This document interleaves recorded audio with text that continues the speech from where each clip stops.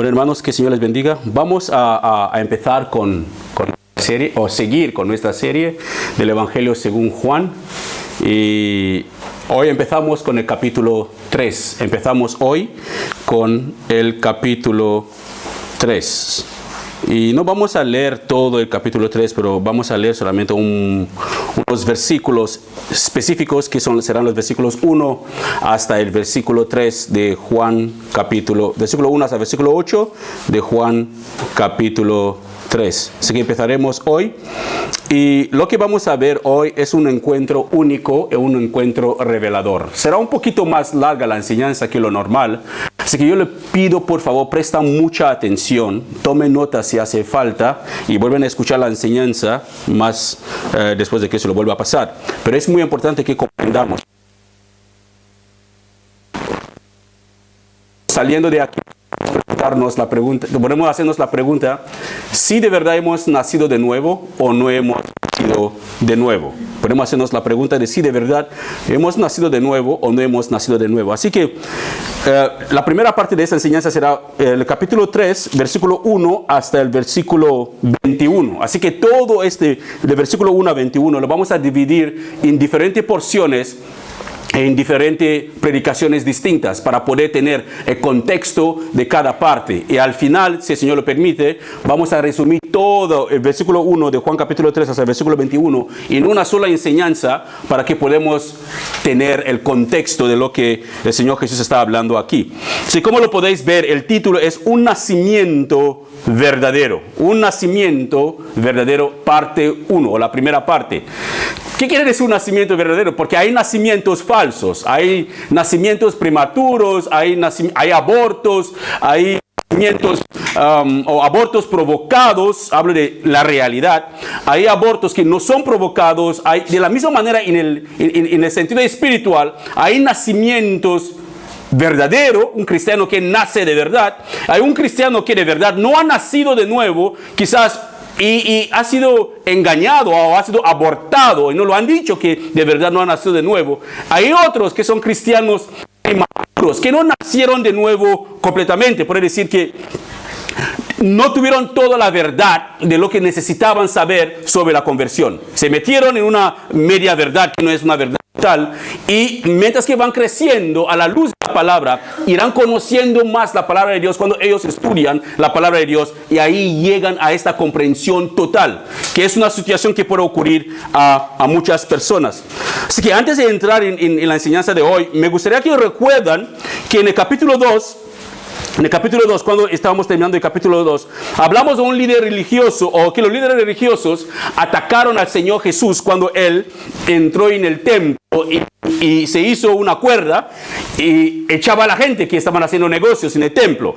Él les echó fuera y les llamó la atención que la casa de su padre debería ser una casa de oración, y la habían convertido en una cueva de ladrones. Y vimos también que en vez de que los líderes religiosos se dieron cuenta que lo que Jesús estaba haciendo, porque era una profecía de un salmo que él estaba cumpliendo, que el celo de tu casa me consume, que sus discípulos se acordaron, en vez de que ellos se arrepienten de sus pecados, desafiaron al Señor Jesús. Le preguntaron: haz un milagro para demostrarnos que tienes autoridad para hacer las cosas que tú estás haciendo. Y el Señor Jesús contestó a su desafío dándole otro desafío: que destruya ese templo, en 3 días yo lo voy a reconstruir. Ellos pensaban en el templo físico que él había echado a la gente, pero eso no era lo que él hablaba. Él hablaba mismo de su cuerpo. Y recuerda muy bien ese escenario. Son líderes religiosos que echaron o que vinieron a desafiar al Señor Jesús. Que la conversión de uno de estos hombres o el acercamiento de uno de esos hombres o esos líderes religiosos que vamos a ver hoy es fundamental. Uno de estas personas que formaba parte del grupo de gente que cuestionaron la autoridad del Señor Jesús por lo que él había hecho, entra en escena en el capítulo 3. Así que el capítulo 3 empieza con uno de esos líderes judíos visitando a Jesús de noche, no de día, de noche, Algunos estudiosos creen que los judíos preferían hablar de noche porque era un momento más tranquilo para estudiar. A mí me encanta estudiar de noche, sobre todo cuando todo el mundo está durmiendo. Puedo empezar a estudiar desde las 12 de la noche hasta las 6 de la mañana. Ese es el momento preciso que me encanta. Cuando estoy solamente solo con mi Biblia y con el Señor y no tengo a nadie a mi alrededor. Pero eso para mí creo que no fue el caso de ese hombre. Porque ese hombre podría haberse acercado al Señor Jesús durante el día y cuestionarle, como muchas veces hicieron los judíos. Pero él vino de noche. No vino acompañado, vino solo de noche para hablar con el Señor Jesús. Y eso puede decir que vino de noche porque no quería que sus compañeros, sus colegas, supieran que él estaba hablando con el Señor Jesús. Y la conversión que tuvo con el Señor Jesús es reveladora, es impresionante. La conversación que este hombre tuvo con el Señor Jesús es impresionante. Y vamos a leerlo, que ese hombre se llama Nicodemo. Es un líder fariseo, o líder de los judíos, fariseo, que era muy respetado. Entra en escena para hablar con el Señor Jesús y no entra o no va a hablar con él solamente o de día, pero toma la decisión de ir a verle de noche. Lo que vamos a hacer es que vamos a leer todo Juan capítulo 3, de versículo 1 hasta el 21, pero hoy nos vamos a enfocar solamente en el versículo 1 hasta el versículo 8. Así que iremos separando este versículo 1 hasta el 21 en diferentes predicaciones para comprender el contexto. Así que acompáñame, por favor. Juan capítulo 3, versículo 1 a 8. Dice, capítulo 1 a 21, vamos a leer el capítulo 1 a 21. Había un hombre llamado Nicodemo, un líder religioso judío de los fariseos. Una noche fue a hablar con Jesús. Rabí, le dijo, todos sabemos que Dios te ha enviado para enseñarnos. Las señales milagrosas que haces son la prueba de que Dios está contigo. Recuerda, era la misma cosa que la gente pensaba de Jesús, pero dice lo que vimos en el capítulo 2, versículo 23 hasta 25, que hablamos el domingo pasado, que Jesús no se fió de ellos porque sabía su corazón. Lo mismo pasaba con ese líder. Él dice, todos sabemos que Dios te envía porque las cosas que tú haces, las señales milagrosas que tú haces son son la prueba de que Dios está contigo. Y el versículo 3, Jesús le contesta, te dijo la verdad. A menos que nazcas de nuevo, no puedes ver el reino de Dios. A menos que nazcas de nuevo, no puedes ver el reino de Dios. Y Nicodemo le pregunta, ¿qué quieres decir? Exclamó Nicodemo. ¿Cómo puede un hombre mayor volver al vientre de su madre y nacer de nuevo? El 5, Jesús le contestó, te dijo la verdad. Nadie puede entrar en el reino de Dios si no nace de agua y de espíritu. Vamos a entrar en ese pasaje conflictivo más adelante. El versículo 6 dice, el ser humano solo puede reproducir la vida humana, pero la vida espiritual nace del Espíritu Santo. Toma en cuenta esas verdades del Señor Jesús. La vida espiritual, ¿qué dice? La vida espiritual nace del Espíritu Santo. Así que no te sorprendes cuando digo, tiene que nacer de nuevo. El versículo 8, el viento sopla hacia donde quiera. De la misma manera que oyes el viento, pero no sabes de dónde viene ni a dónde va, tampoco puedes explicar cómo las personas nacen del Espíritu. Así que nadie intenta de explicarlo. El Señor eso lo pone bien claro. No se puede explicar cómo las personas nacen del Espíritu, pero sí que nacen del Espíritu. El 9. ¿Cómo es posible todo eso?, preguntó Nicodemo. El 10. Jesús le contestó, tú eres un respetado maestro judío y aún no entiendes esas cosas. Te aseguro que les contamos lo que sabemos y hemos visto y ustedes todavía se niegan a creer nuestro testimonio. El versículo 12. Ahora bien, si no me creen cuando les hablo de cosas terrenales, ¿cómo creerán si les hablo de cosas celestiales? El versículo 13. Nadie jamás fue al cielo y regresó, pero el Hijo del Hombre bajó del cielo. Y así, escucha bien, hermanos, ese versículo 14 casi nunca se cita cuando la gente habla de Juan 3:16. Hablan solamente de Juan 3:16 y olvida que Juan 3:16 empieza con Juan 3:14 o empieza con toda la conversación del Señor Jesús. El versículo 14 dice: y así como Moisés levantó la serpiente de bronce en el poste en el desierto, eso está en Números capítulo 21 de 6 a 9 para los que lo quieren. Dice que así como Moisés levantó la serpiente de bronce en un poste en el desierto, así deberá ser levantado el Hijo del Hombre, para que todo el que cree en él tenga vida eterna. Y 16 dice: pues Dios amó tanto al mundo que dio a su único Hijo, para que todo el que cree en él no se pierda, sino tenga vida eterna. Dios no envió a su Hijo al mundo para condenar al mundo, sino para salvarlo por medio de él. El versículo 18: no hay condenación para todo el que cree en él, pero todo el que no cree en él ya ha sido condenado. ¿Por qué? Por no haber creído en el único Hijo de Dios. Esta condenación se basa en el siguiente hecho. Escucha bien, hermanos. La luz de Dios llegó al mundo, pero la gente amó más la oscuridad que la luz. Los que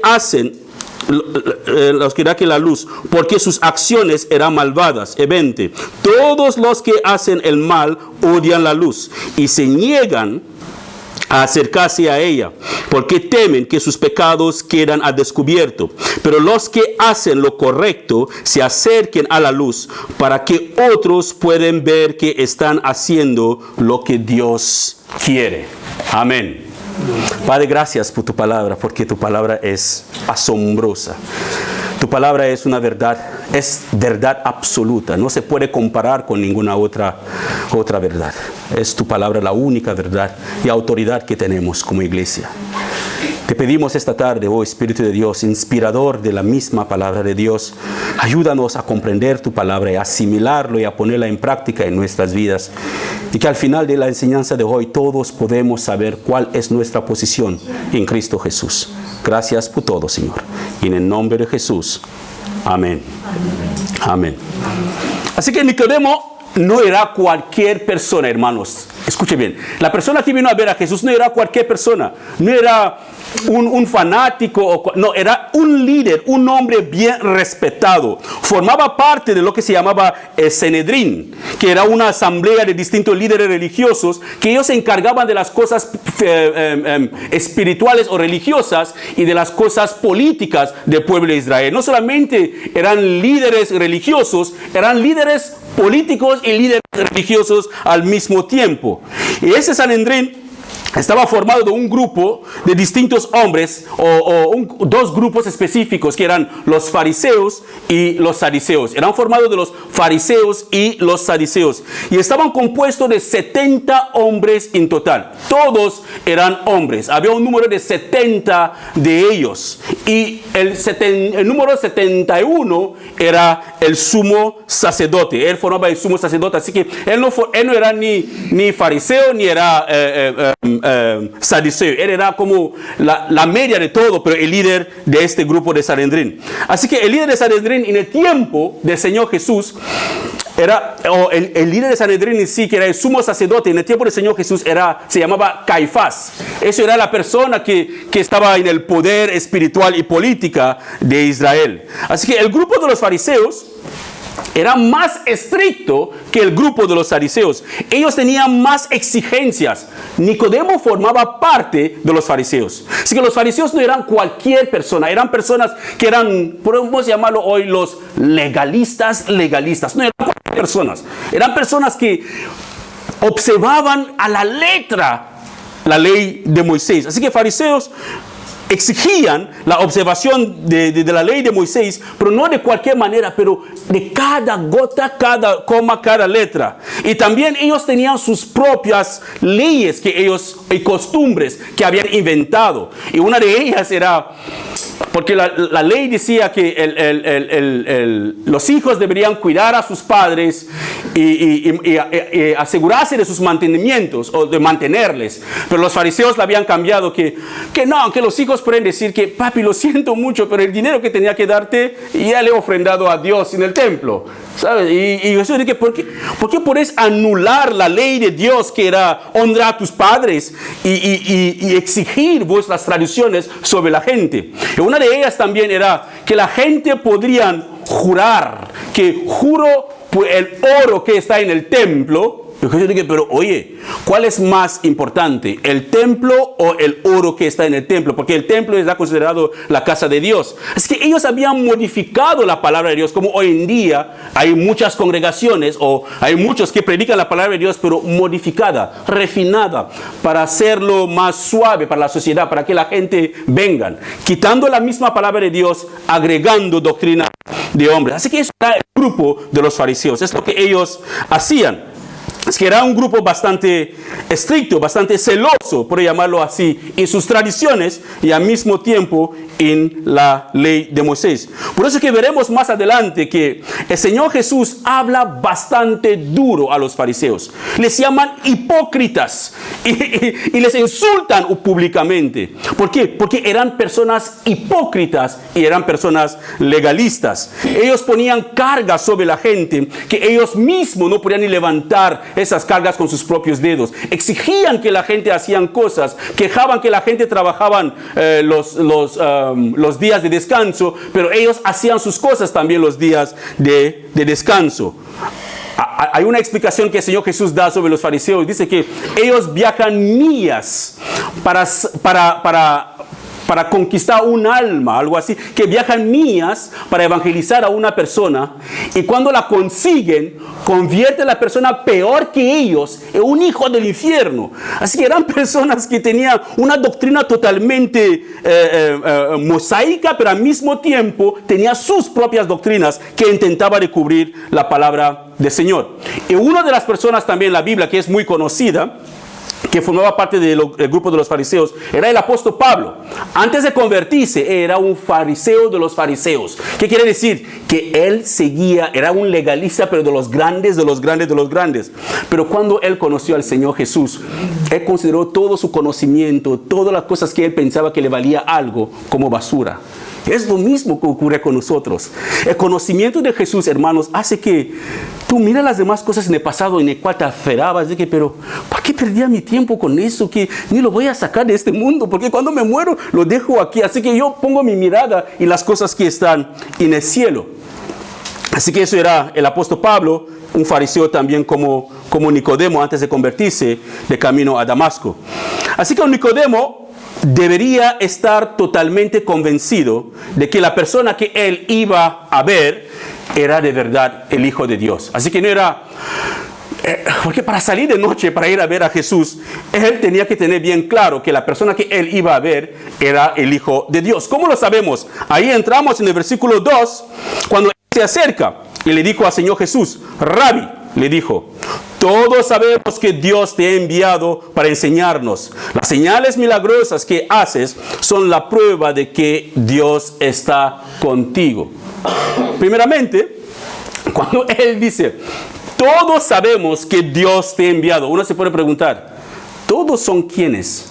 ¿En nombre de quién está hablando Nicodemo? ¿En nombre del pueblo de Israel o en nombre de su grupo de los fariseos? Eso supuestamente yo puedo creer que él está diciendo que todos los fariseos sabemos que Dios te ha enviado. Sabemos que tú vienes de Dios. Pero ¿por qué los fariseos no creyeron? ¿Por qué no tomaron la decisión entonces de creer que Jesús era el Hijo de Dios? Hermano, escúchame bien. No podemos decir que así me hizo Dios. No podemos decir eso. Cada uno de nosotros tenemos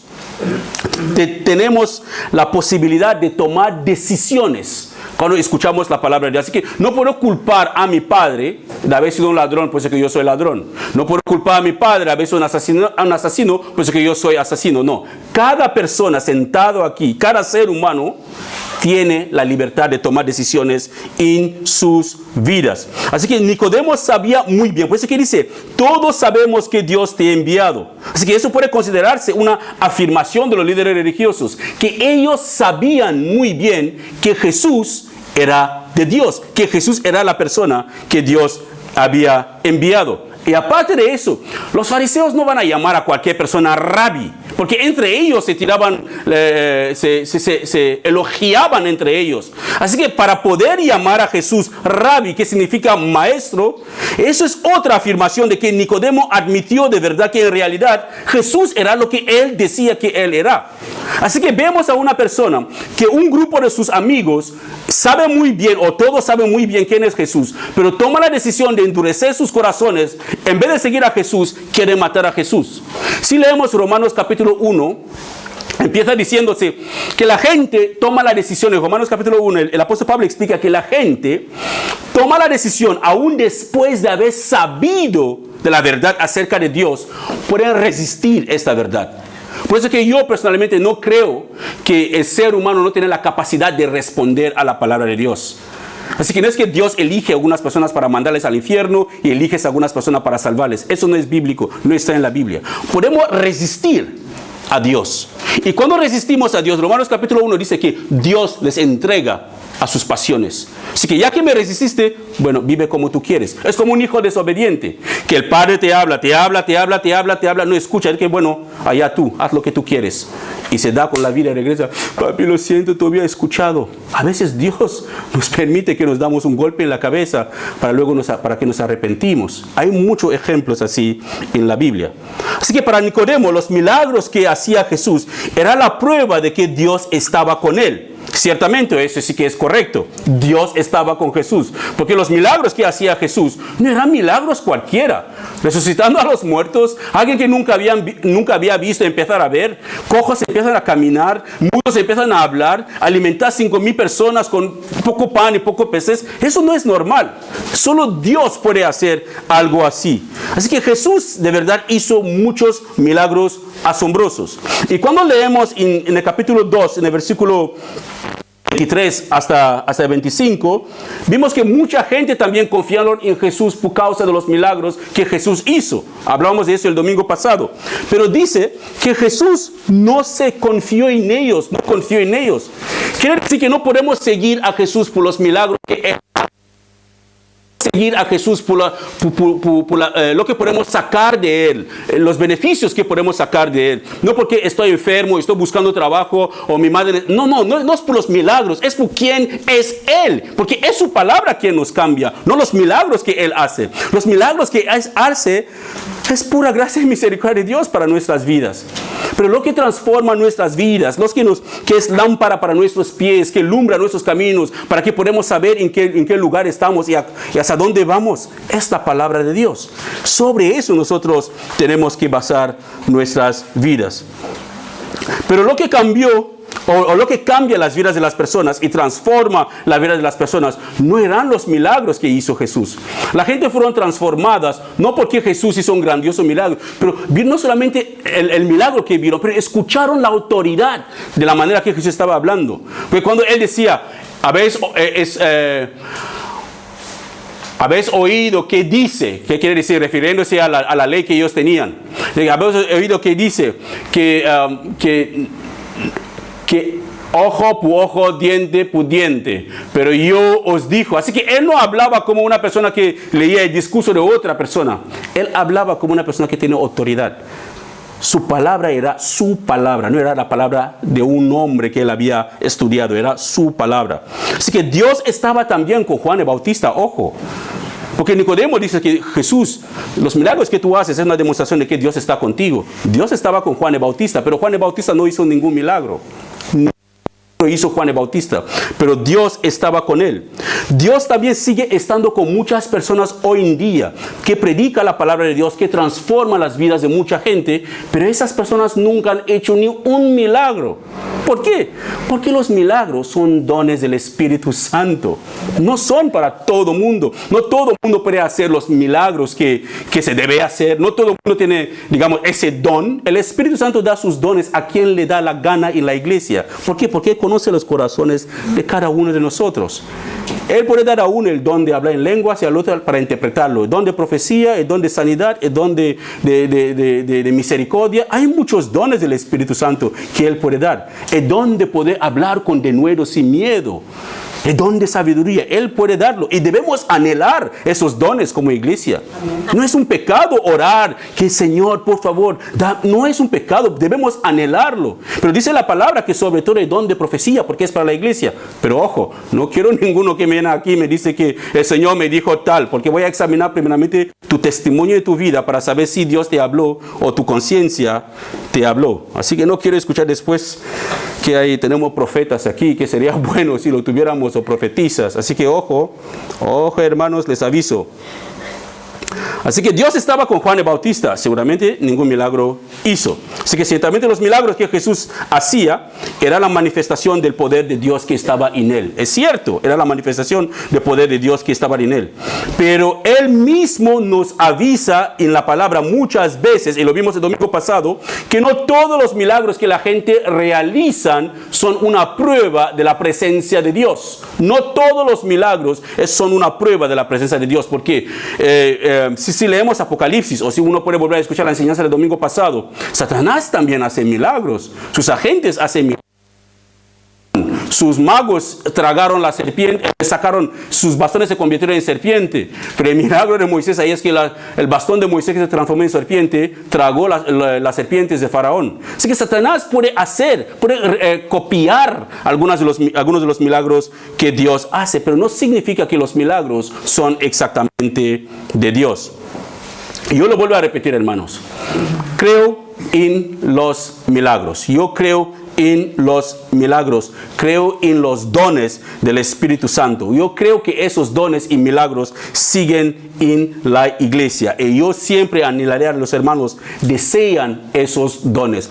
Oran por esos dones. Son bíblicos, son para ustedes, es para la iglesia, es para todo, es para que la iglesia del Señor pueda permanecer adelante. Pero el Espíritu Santo da esos dones a quien le da la gana, a quien Él quiera. Y cuando uno tiene esos dones, se debe hacer en orden, totalmente en orden, tal como dice en 1 Corintios capítulo 14, del versículo 1 hasta el versículo 25. 1 Corintios capítulo 14, versículo 1 hasta el versículo 25. Lo podéis leer tranquilamente. Así que en vez de que Jesús le dice a Nicodemo que, bueno, Nico, tiene razón, lo que tú has dicho, yo soy de verdad, soy de Dios, como tú sabes, yo soy de Dios. No, él no entró en esos. Cuidado con los que vienen para elogiarte, hermanos. Ojo con los, ¿cómo se llama eso? Los que vienen para tirarte flores. Ojo con esas personas. Pero ojo, porque pueden ser una buena trampa del enemigo también para llenarte, para inflar a uno de orgullo y todas esas cosas, y uno cae. Pero Jesús, en vez de reafirmar lo que Nicodemo estaba diciendo, ¿qué le dice? Nicodemo le dice, todos sabemos que Dios te ha enviado para enseñarnos las señales milagrosas que tú haces, son prueba de que Dios está contigo. Él se fue directamente al grano. Él no perdió su tiempo ahí para negociar con Nicodemo, que, ay, Nico, tiene razón, yo soy de Dios, te había dicho, no sé por qué no lo creyeron, y esas cosas. No, Él no entró en todo eso. ¿Qué hizo el Señor Jesús? El Señor Jesús fue directamente al grano. Y en el versículo 3, Él dice, Jesús le responde a Nicodemo, te dijo la verdad. A todos le dijo la verdad, a menos que nazcas de nuevo, no puede ver el reino de Dios. Claramente así. Así que, Nico, déjame todas esas flores que me estás tirando. Te dijo la verdad, eso es lo que va a pasar. A menos que nazcas de nuevo, si tú no naces de nuevo, no vas a ver el reino de Dios, de ninguna manera. Aunque puedas reconocer, hermano, tómalo bien en cuenta. Conociendo la existencia de Dios no nos hace cristiano. Conociendo la Biblia no nos hace cristiano. Formar parte de una congregación que predica la sana doctrina no nos hace cristiano. Tener una Biblia con el Salmo 24 abierto en tu portería o en tu entrada, cuando te vas lo besas y cuando entras lo haces, no te salva de nada. Tenés toda tu casa llena de crucifijo y de una estatua de un hombre crucificado, dice que es Jesús porque ya no está en la cruz, eso no salva a nadie. Formar parte del grupo más grande o de la iglesia más grande, o sea, el hombre más pobre, o la mujer más pobre, o el más rico, no te salva a ninguna parte. Debes nacer de nuevo. Debes. Esa es la única condición para entrar en el reino de Dios. Jesús le dijo a Nicodemo, tú, aunque sabéis que yo soy de Dios por los milagros que yo hago, eso no te salva. No significa nada. Podemos saber que Dios existe, pero eso no significa nada para Dios. No significa que Dios, vale, Él me conoce, déjale pasar. ¿Quién más me conoce? No. Hay un nacimiento nuevo. Debe nacer de nuevo y verdaderamente nacido bien, no prematuramente o abortado. No, hay que nacer de nuevo tal como enseña la palabra. Así que esta frase, cuando el Señor Jesús le dice a Nicodemo, te dijo la verdad, es una afirmación redonda de que lo que te estoy diciendo, Nico, es lo que hay, es una verdad absoluta. De verdad te digo, o te dijo la verdad. Es que es una confirmación, una afirmación que lo que te estoy a punto de decir, Nico, es lo que hay. Y él termina diciendo, al menos que nazcas de nuevo, eso pone una condición. La condición para entrar en el reino de Dios es esto, al menos que nazcas de nuevo. Si no naces de nuevo, no vas a entrar en el reino de Dios. Así lo pone bien claro Nicodemo. Si no naces de nuevo, no puedes entrar en el reino de Dios. No hay posibilidad, no hay manera para ti de entrar en el reino de Dios, al menos que nazcas de nuevo.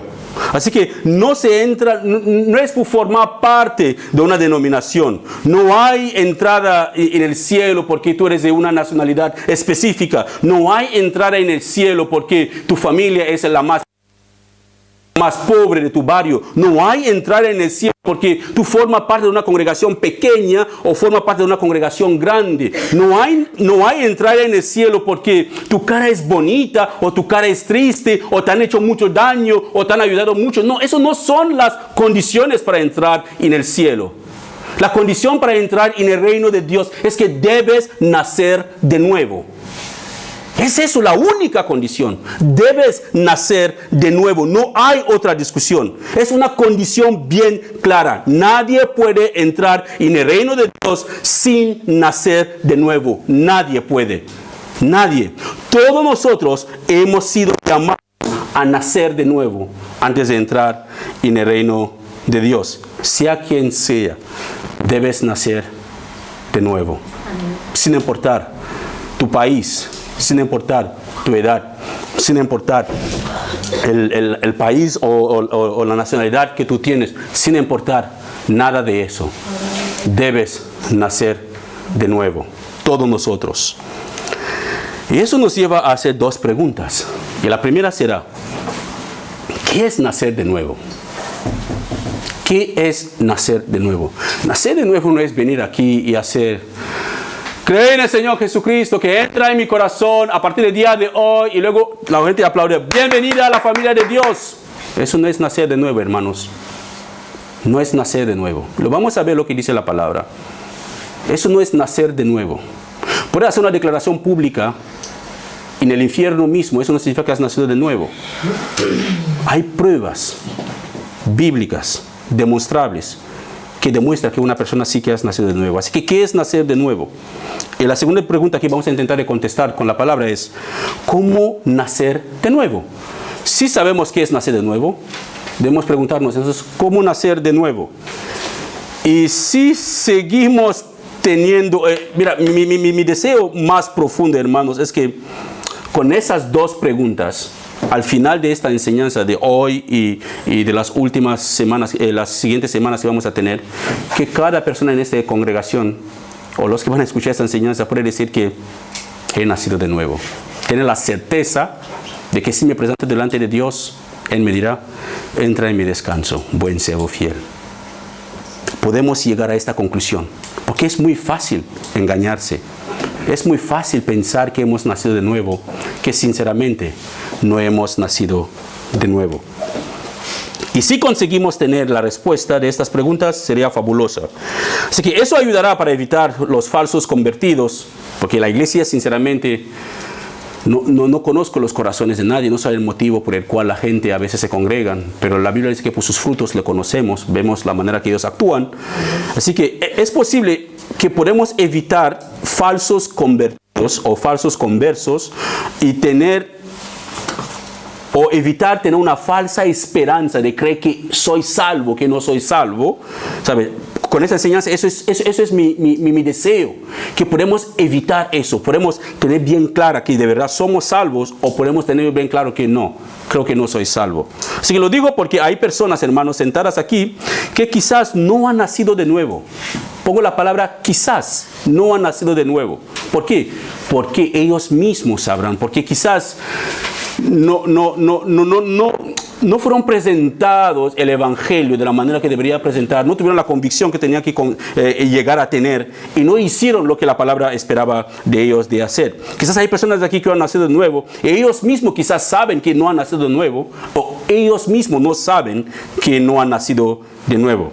Así que el Señor Jesús le puso bien claro a Nicodemo.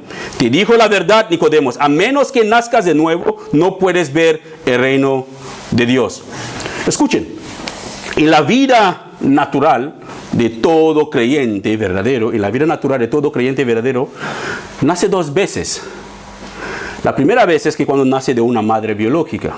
Es la primera vez de un nacimiento general de toda la humanidad. No hay nadie que entre en este mundo sin nacer de una mujer. Creo que solo Adán, que fue creado por Dios, y Eva, que fue creado de la costilla de Adán.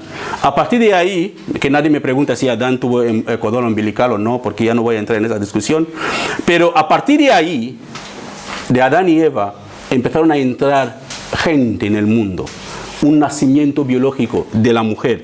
Así que todos nacemos de una mujer y después creyentes nacen una segunda vez, que es el nacimiento espiritual, lo que hemos leído aquí en Juan capítulo 3.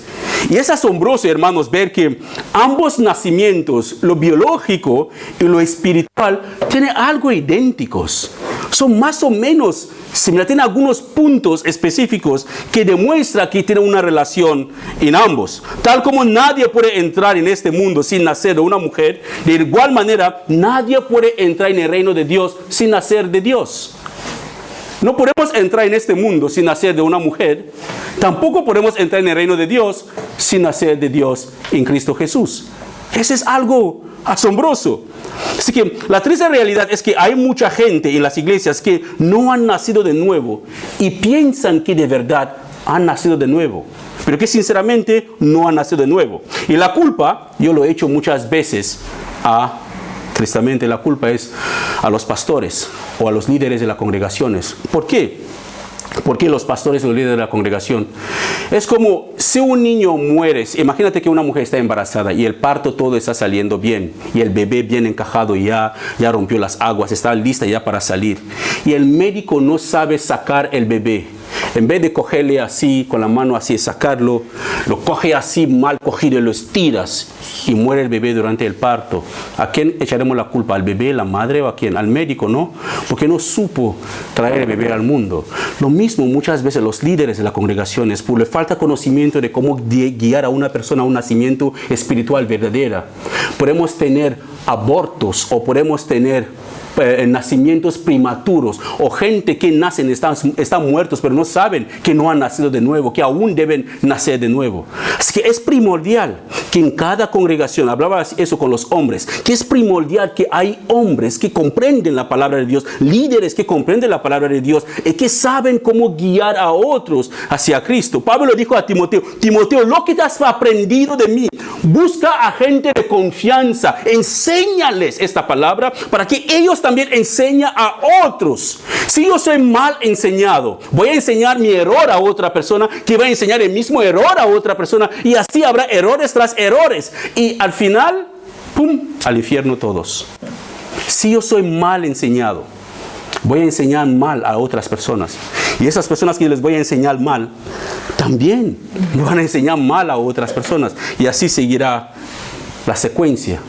Una iglesia llena de personas que no han nacido de nuevo, pero piensan que han nacido de nuevo.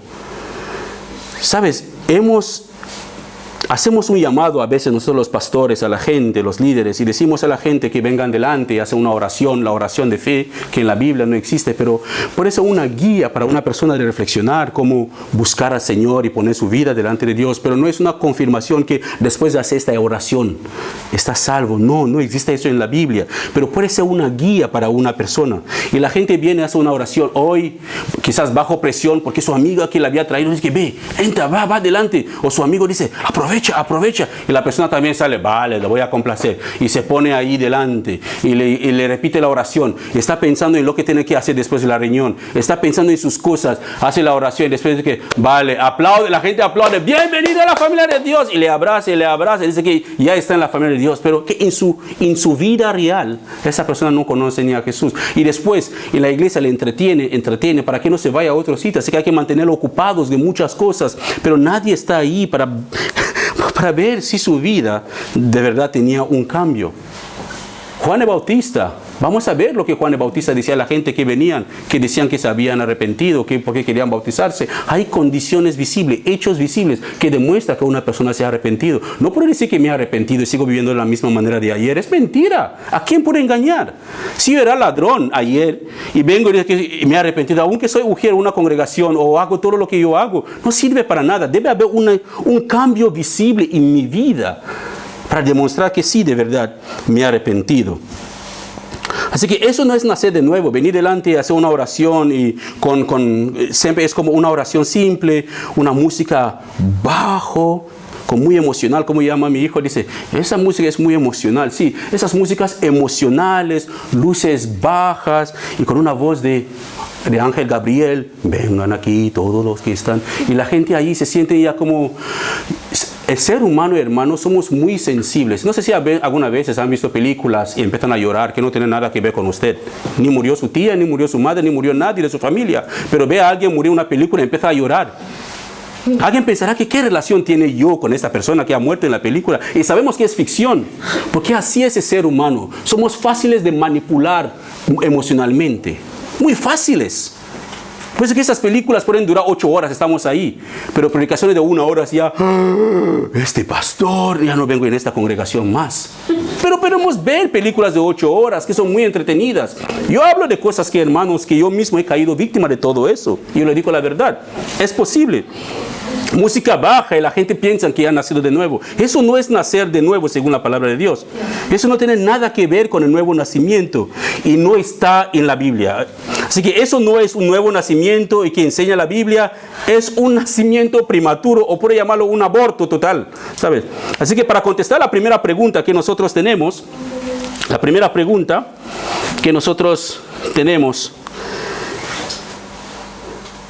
¿qué es un nuevo nacimiento?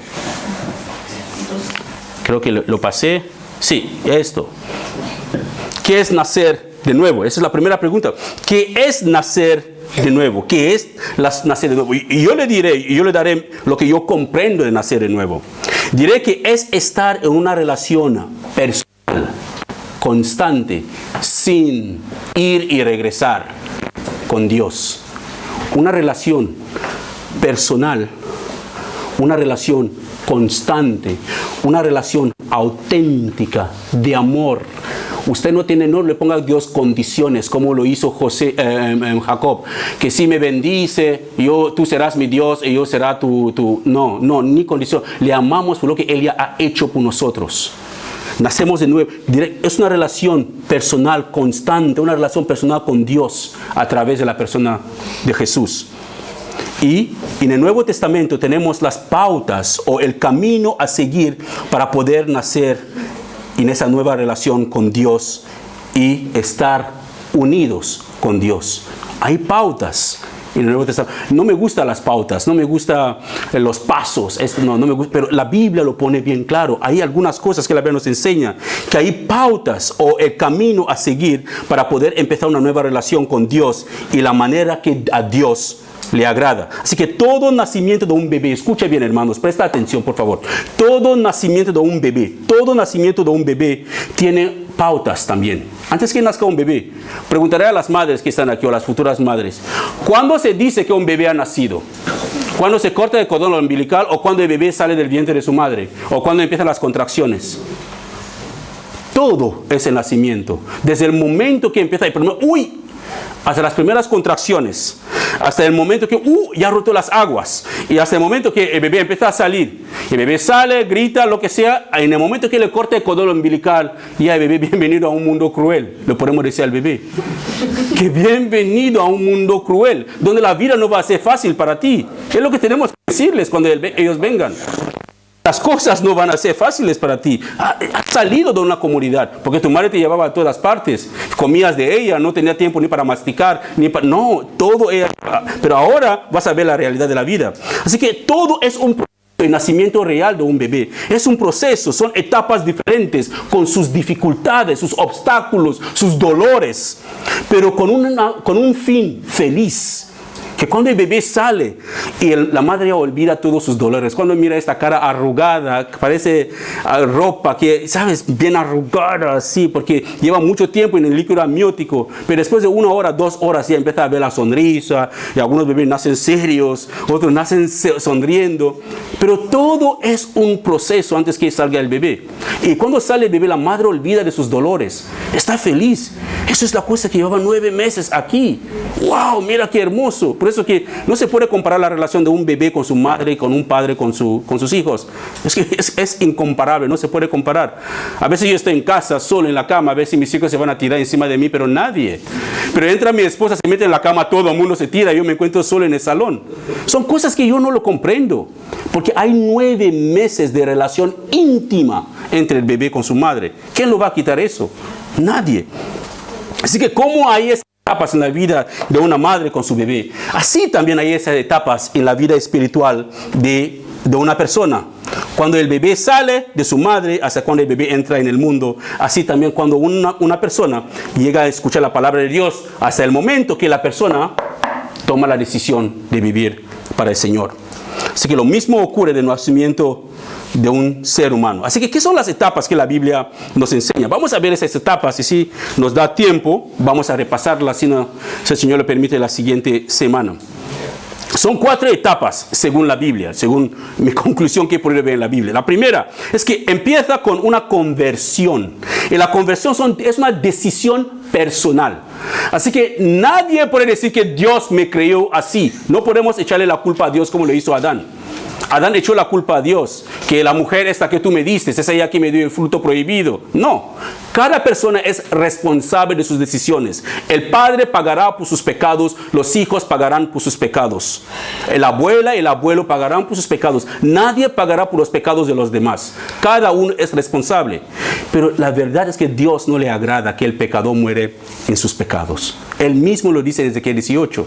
No quiere que el pecador muera en sus pecados. Por eso que mandó a su Hijo. Así que en la conversión tenemos el arrepentirse de sus pecados.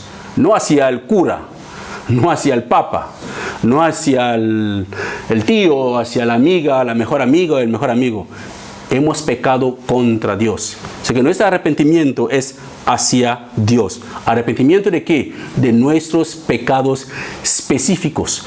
No, perdóname de todos mis pecados. No, específicos. Perdóname porque soy un ladrón, soy un mentiroso, soy un hipócrita, soy esto, de nuestros pecados. Y hacia Dios. El segundo dentro de conversión es creer en el Señor Jesucristo. ¿Qué es creer? Creer que no es saber que el Señor Jesucristo existe, porque Nicodemo creía. Los que seguían a Jesús, que vimos en el capítulo 2 también, confiaron en Él por los milagros que Él había hecho. Pero ¿qué es creer? Eso lo vimos también con los hombres, y si el Señor lo permite, vamos a ver este segundo punto el próximo domingo. Y el segundo título es la regeneración, que eso es una obra de Dios. Y nos cae el tercer punto, que es ser bautizado en agua. Hemos minimizado o hemos enfatizado mucho sobre ese tema de bautismo por el agua.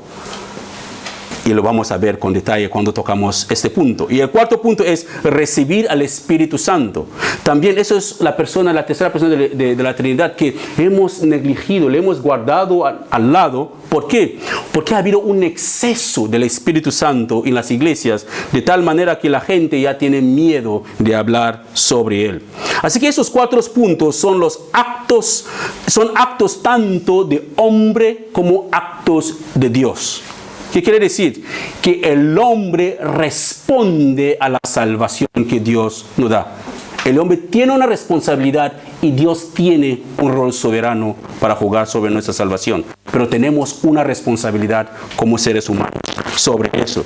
Así que la conversión es principalmente lo que nosotros hacemos, que es dar la vuelta al pecado. Ahí estaba el pecado, voy hacia el pecado y escucho la palabra, wow, tengo convicción de pecado y doy la vuelta y regreso al camino correcto. Eso es la conversión. Es nuestra decisión. Somos nosotros que tomamos la decisión de arrepentirnos de nuestros pecados y de creer en el Señor Jesús. Es una decisión personal, que cada uno debe tomar esa decisión. La regeneración, que es una transformación interna de la persona, es principalmente un acto de Dios que ahí causa el nuevo nacimiento. Está relacionado con el bautismo y recibimiento del Espíritu Santo. Uno puede decir, pero el bautismo, el lavamiento de los pecados, es lo que enseña la Biblia. Pero ¿cómo el bautismo lava nuestros pecados? Son cosas espirituales. Está como el Señor Jesús dijo a Nicodemo, que el nuevo nacer del Espíritu es que nadie lo puede comprender, no puede ni explicarlo. Son cosas que Dios hace.